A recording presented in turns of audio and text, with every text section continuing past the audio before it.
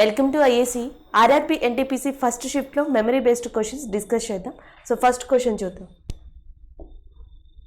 First question, what does REDD stand for?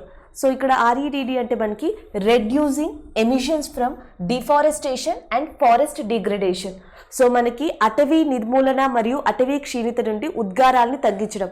So జనరల్గా deforestation అంటే అటవీ నిర్మూలన అవ్వడానికి ఏవైతే కారణాలు అవుతున్నాయో అవి గ్యాసెస్ కావచ్చు, లేకపోతే పొల్యూటెంట్ పార్టికల్స్ కావచ్చు, ఇట్లాంటి వాటిని తగ్గించడం కోసం సో ఏర్పడిన ప్రోగ్రామ్గా మనం దీన్ని REDDని పిలుస్తాం.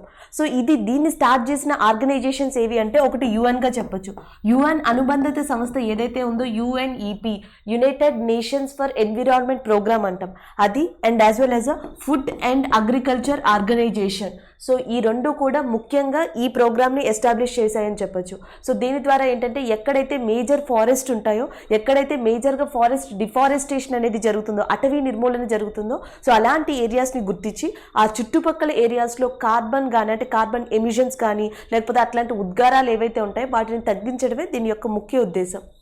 So the next one, who is the highest wicket taker of IPL in 13th edition అని అడుగుతున్నారు. 13వ ఎడిషన్లో మనకి IPLలో అత్యధిక వికెట్లు తీసింది ఎవరు అని అడిగారు. సో ఆన్సర్ వచ్చేసి మనకి రబాడా. సో రబాడాకి మనకి IPLకి సంబంధించిన పర్పుల్ క్యాప్ ఏదైతే ఉంటుందో, so purple cap, orange cap. So orange cap అత్యధికంగా రన్స్ చేసినందుకు ఇస్తారు, అండ్ పర్పుల్ క్యాప్ అత్యధికంగా వికెట్స్ తీసినందుకు ఇస్తారు. సో ఈ పర్పుల్ క్యాప్ వచ్చేసి రబాడాకి వచ్చింది 2020లో. సో 2020లో మనకి ఆరెంజ్ క్యాప్ వచ్చింది మనకి KL రాహుల్కి. So the next one, who has won the Man Booker Prize in 2020? So 2020లో మ్యాన్ బుక్కర్ ప్రైజ్ని గెలుచుకున్నది ఎవరు అని అడుగుతున్నారు. సో ఆన్సర్ వచ్చేసి మనకి డాగ్లస్ సువర్ట్. సో డాగ్లస్ సువర్ట్ ఎవరైతే ఉన్నారో సో ఆయనకి మనకి మ్యాన్ బుక్కర్ ప్రైజ్ ఆఫ్ 2020 అనేది రావడం జరిగింది. Next one, when did India join the UN? So United నేషన్స్లో ఇండియా ఎప్పుడు జాయిన్ అయింది అని అడుగుతున్నారు. ఆన్సర్ వచ్చేసి మనకి 30th October 1945. యాక్చువల్గా మనకి UN అనేది 1945 1945లోనే ఎస్టాబ్లిష్ అయ్యింది. సో దాని తర్వాత 24th October UN ఎస్టాబ్లిష్ అయ్యింది. 30th October ఇండియా దాంట్లో జాయిన్ అయింది. 1947 1947లో Pakistan is also joined in UN. So మనకి ఇండియా నుంచి విడిపోయిన తర్వాత పాకిస్తాన్ 1947లో UNలో సభ్య దేశంగా చేరింది. సో అట్లనే మనకి UNకి సంబంధించిన యునెస్కో కానీ, సో యునెస్కోలో కూడా మనకి ఏది సభ్యత్వ దేశం అంటే India is one of the member in UNESCO అని చెప్పొచ్చు. సో అట్లనే మనకి SAARC అంటున్నాం, South Asian Association Regional Corporation, SAARCకి సంబంధించి సో ఇండియా కూడా దీంట్లో మెంబర్. అట్లనే షాంఘై కోఆపరేషన్ ఆర్గనైజేషన్ SCO అంటున్నాం, సో దీంట్లో కూడా India one of the member. And next వచ్చేసి మనకి WHO, World Health Organization, World Trade Organization, so దీంట్లో కూడా India is one of the member. India is a member in main reputed international organisation.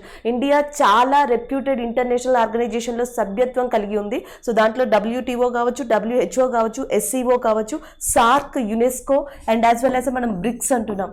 So బ్రిక్స్లో కూడా మనకి India is one of the మెంబర్గా ఉంది. So the next one, next, where is Jog Falls located? So Jog జలపాతం అనేది ఎక్కడ ఉంది అని అడుగుతున్నారు. ఆన్సర్ వచ్చేసి మనకి కర్ణాటక.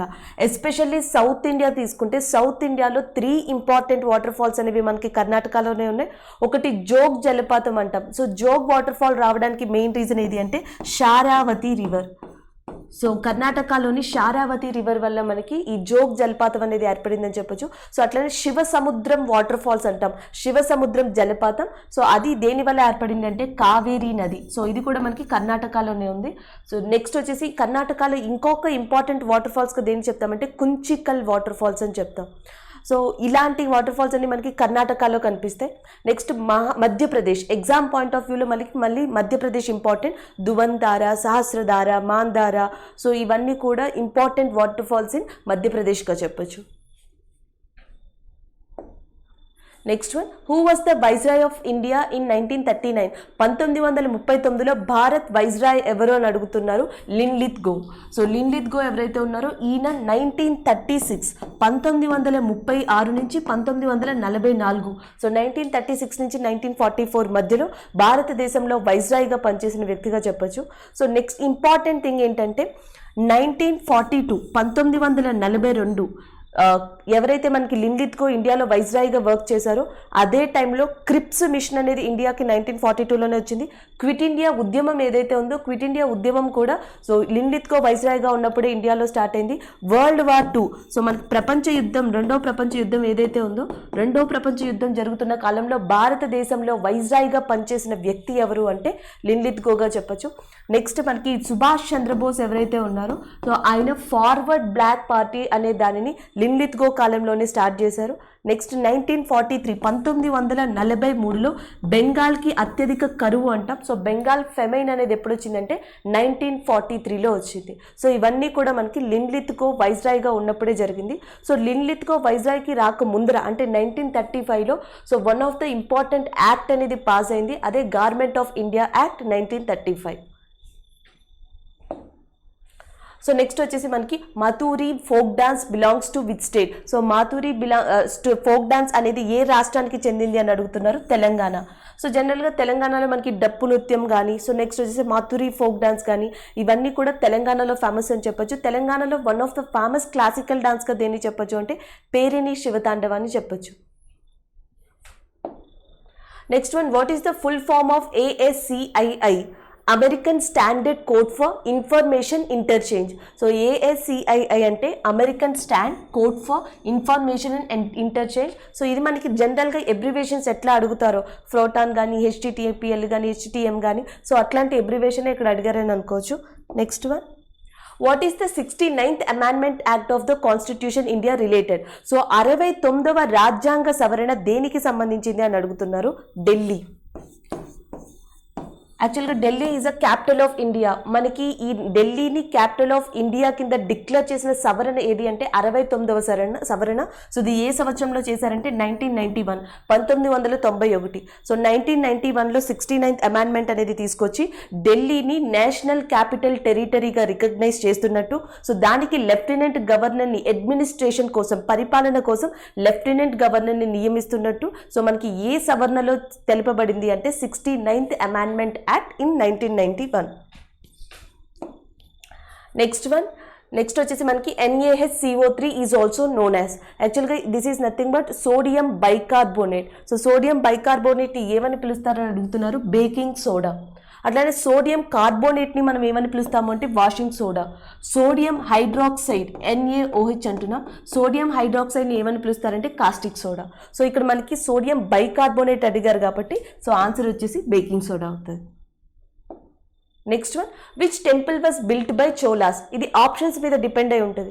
జనరల్గా మనకి తంజావూరులో ఉన్న బృహదీశ్వర ఆలయం కానీ రాజరాజేశ్వర ఆలయం కానీ సో ఇట్లాంటి ఇంపార్టెంట్ ఆదిత్యనాథ టెంపుల్ కానీ తమిళనాడులో మోస్ట్ ఆఫ్ ద టెంపుల్స్ని గంగైకొండ చోళాపురం కానీ ఇలాంటి మోస్ట్ ఆఫ్ ద టెంపుల్స్ అన్నిటినీ కట్టించింది చోళులే. సో అక్కడ ఆప్షన్స్లో మనకి ఏవైతే ఉన్నాయో గంగైకొండ చోళాపురం ఉండొచ్చు, బృహదీశ్వర ఆలయం ఉండొచ్చు. సో డిపెండ్స్ ఆన్ అక్కడ ఉన్న ఆప్షన్స్తో అది చోళులు కట్టించిన టెంపులా కాదని ఆన్సర్ పెట్టాల్సి ఉంటుంది. సో ఫేమస్ టెంపుల్స్ అన్ని కూడా మనకి ఎక్కడ ఉన్నాయంటే Thanjavur area which is located in Tamil Nadu. Next one,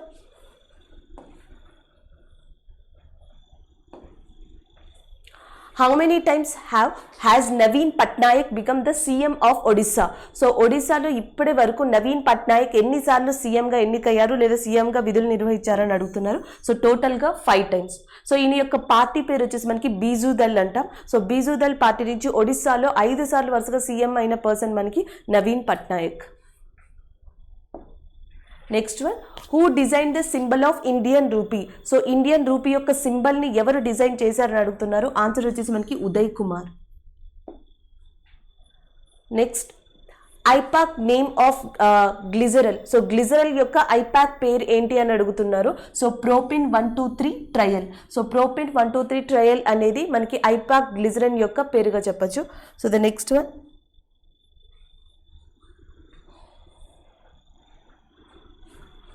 which state in India has the highest percentage area under forest cover? అటవీ విస్తీర్ణంలో భారతదేశంలో అత్యధిక శాతం విస్తీర్ణం ఉన్న రాష్ట్రం ఏది అని అడుగుతున్నారు. ఆన్సర్ వచ్చేసి మనకి మధ్యప్రదేశ్. భారతదేశంలో అత్యధికంగా అడవులు ఉన్నవి, అత్యధిక అటవీ శాతం విస్తీర్ణం కలిగింది కూడా మనకి మధ్యప్రదేశ్గా చెప్పొచ్చు. సో మనకి ఎవ్రీ 2 years ఒకసారి మనకి ఫారెస్ట్ సర్వే రిపోర్ట్ అనేది రిలీజ్ అవుతుంది. సో 2019లో వచ్చిన ఫారెస్ట్ సర్వే రిపోర్ట్ ఏదైతే ఉందో సో అదేం చెప్తుందంటే ఇంక్రీజ్ అంటే గత కొన్ని సంవత్సరాలుగా చూసుకుంటే ఏ రాష్ట్రాల్లో అటవీ శాతం అనేది పెరిగింది అంటే ఒకటి కర్ణాటక, సో దాని తర్వాత ఆంధ్రప్రదేశ్, దాని తర్వాత కేరళ. కర్ణాటక, ఆంధ్రప్రదేశ్, కేరళలో top 3 states in India which tremendously increases forest percentage in their states. So అది కూడా మనం గుర్తుపెట్టుకోవాలి. Which state has the highest literacy rate in India 2018? సో 2018లో భారతదేశంలో అధిక అక్షరాస్యత ఉన్న రాష్ట్రం ఏది అంటే కేరళ. యాక్చువల్గా మనకి అక్షరాస్యత విషయంలో కానీ జెండర్ ఇష్యూలో కానీ అంటే జెండర్ రేషియోలో కానీ అత్యధికంగా ఉన్న స్టేట్ ఇండియాలో కేరళనే.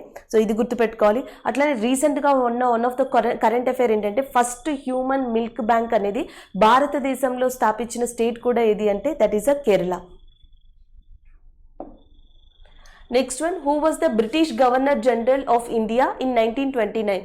1929లో భారతదేశ బ్రిటిష్ గవర్నర్ జనరల్గా ఎవరు ఉన్నారు అంటే Lord Irwin. So Lord Irwin 1929లో భారతదేశం యొక్క గవర్నర్ జనరల్గా ఉన్నారు. అట్లానే రౌండ్ టేబుల్ కాన్ఫరెన్స్, మొదటి రౌండ్ టేబుల్ కాన్ఫరెన్స్ ఏదైతే ఉందో అది జరిగిన సమయంలో భారతదేశంలో వైస్రాయ్గా పనిచేసిన వ్యక్తి కూడా లార్డ్ ఇర్విన్. సో మనకి 1930 సో గాంధీ ఎవరికి లెటర్ రాశారు, లెటర్ ఆఫ్ అల్టిమేటం అనే దాన్ని ఎవరికి రాశారు అంటే లార్డ్ ఇర్విన్కి రాశారు. దాని తర్వాత మొదటి రౌండ్ టేబుల్ కాన్ఫరెన్స్కి గాంధీ అటెండ్ కాలేదు. సో 1931లో గాంధీకి ఇర్విన్కి మధ్య ఒడంబడిక జరిగింది. అది కూడా ఎక్కడ జరిగిందంటే మనకి ఢిల్లీలో. సో ఢిల్లీ ప్యాక్ట్ అన్న గాంధీ ఇర్విన్ ప్యాక్ట్ ఒడంబడిక అన్న ఒకటే. సో రెండు కూడా ఏ సంవత్సరంలో జరిగాయంటే 1931లో జరిగాయి. Next one, what is the shortcut key for renaming a file? ఒక ఫైల్ యొక్క నేమ్ని మార్చాలి అంటే దానికి షార్ట్ కట్ కీ అడుగుతున్నారు. ఆన్సర్ వచ్చేసి మనకి ఫంక్షన్ 2 F2 కీ అనేది మనకి సో ఫైల్ యొక్క నేమ్ని మార్చడానికి యూజ్ చేసే shortcut key. Thank you.